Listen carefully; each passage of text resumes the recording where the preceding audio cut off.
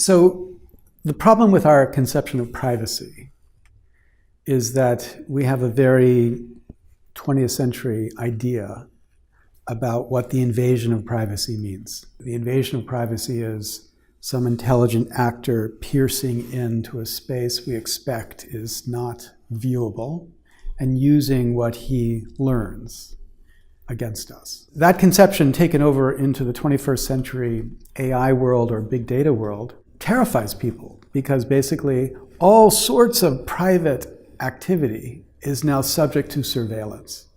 Surveillance is now not the exception, surveillance is the norm. And the question is, what do we do in the world of perpetual, persistent surveillance?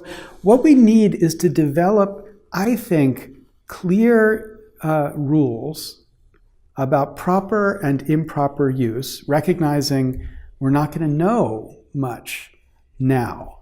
But we need to begin that conversation about what are the proper ways in which data can be used, and what are the improper ways in which data can be used.